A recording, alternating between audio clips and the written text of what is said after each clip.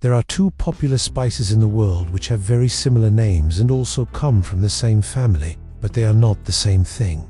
They are ginger and turmeric. Now, what is different about these two spices? And more importantly, which one of these two has the most anti-inflammatory power? And how can we use it to reduce inflammation in our body? Stay tuned till the end of this video and you will know everything about it. I'm a doctor, and in this channel, we talk anything and everything about women's health. So before we begin, please like and share this video with your friends so that they too can learn something about their health. So first, let's talk about ginger. Ginger is a flowering plant whose rhizome or the underground stem is used as a spice. This rhizome looks somewhat like a large knoll with brown wrinkled skin on the outside and a pale yellow inside, which looks fibrous and has a distinct smell and taste. The active component of ginger is gingerol, which has antioxidant and anti-inflammatory properties. Ginger is used widely in Asian cuisine and is easily available all over the world.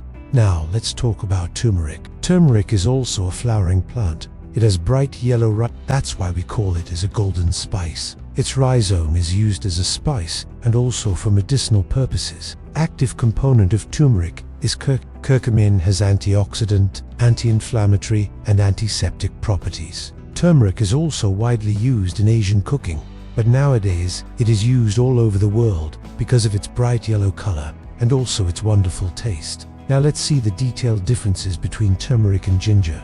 First is the origin. Ginger is native to Asia and has been used for thousands of years in China and India for its medicinal property. Turmeric also originated in South Asia and is related to ginger. Both these plants belong to the same family called ginger. Has a knoll-like structure which has a pale yellow color inside, while turmeric has bright yellow rhizome both inside and outside. Third is the active compound. Active compound in ginger is gingerol, and that in turmeric is curcumin.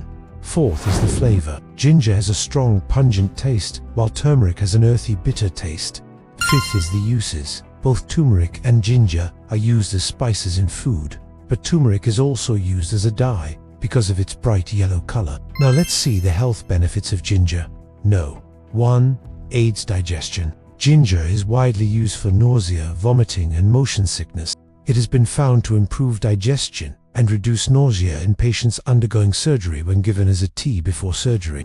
2. Relieves period pain. In one study, it was found that ginger was effective as ibuprofen in relieving period pain, and it had fewer side effects. Reduces muscle soreness after exercise. In one study, it was found that participants who took ginger powder after intense exercise had less muscle pain and stiffness compared to the placebo group. 4. Lowers cholesterol. In one study, it was found that daily consumption of 3 grams of powdered ginger for 3 months lowered total cholesterol and triglycerides in people with high cholesterol. 5. Reduces menstrual bleeding. In one study, it was found that consuming 1 gram of ginger powder per day reduced the amount of bleeding during menstruation. However, ginger should not be consumed by pregnant women. Now let's see the health benefits of turmeric. 1. Helps in prevention of cancer. In test tube studies, curcumin was found to prevent the growth of cancer cells in many types of cancer, including breast cancer, prostate cancer, and colon cancer. However, more research is needed to confirm these findings. 2. Helps in prevention of heart disease. Curcumin has been found to reduce the markers of heart disease, such as high levels of sugar, high levels of fat in the blood, and high blood pressure. 3. Helps in managing arthritis. In one study, it was found that daily intake of 1,200 milligrams of curcumin was as effective as 500 milligrams of ibuprofen in reducing symptoms of osteoarthritis.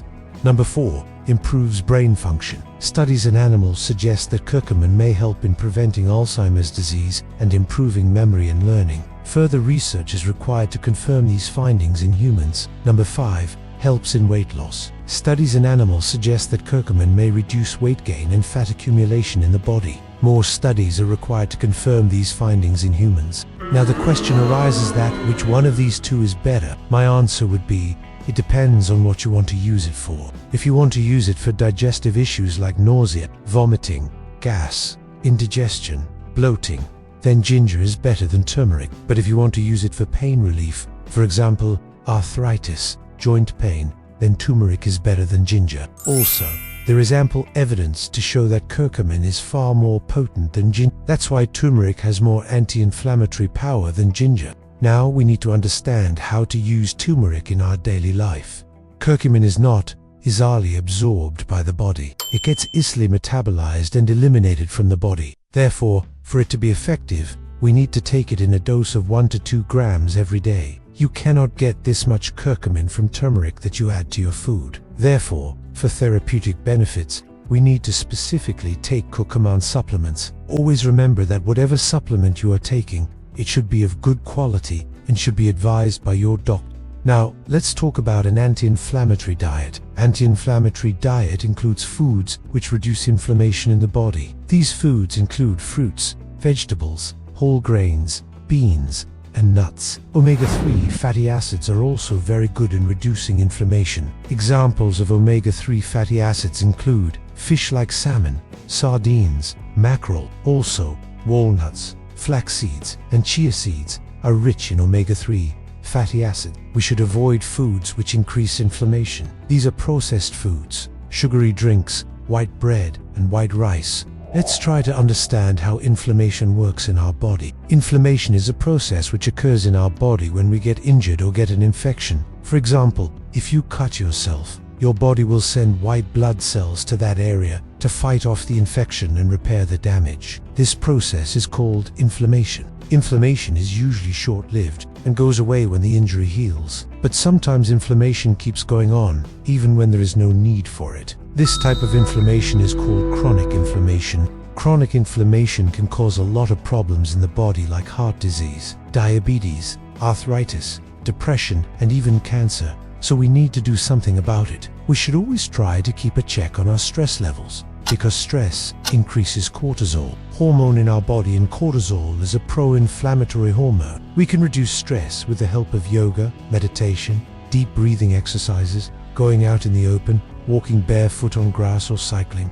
Sleep deprivation causes a lot of hormonal changes in our body, and it leads to increased level of cortisol hormone, which is a pro-inflammatory hormone. So we should always try to take a good night's sleep of 7 to 8 hours. Lack of sleep causes a lot of hormonal imbalance, and it leads to increased level of pro-inflammatory hormones. Another way of reducing inflammation is by eating an anti-inflammatory diet. An anti-inflammatory diet includes foods which reduce inflammation in the body. These foods include fruits, vegetables, whole grains, beans, and nuts. Fruits and vegetables are rich in antioxidants and phytochemicals, which reduce inflammation in the body. Whole grains are rich in fiber and have anti-inflammatory effects. Beans and nuts are rich in protein, fiber, and healthy fats, and they also reduce inflammation in the body. Omega-3 fatty acids are also very good in reducing inflammation in the body. Examples of omega-3 fatty acids include fish like salmon, sardines, mackerel. Also,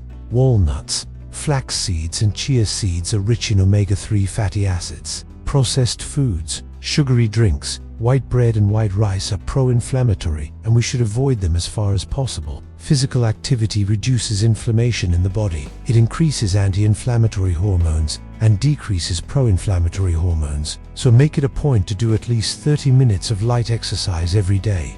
So that's all about turmeric versus ginger. I hope you enjoyed this video and learned something new. So don't forget to like and share this video with your friends, and stay healthy.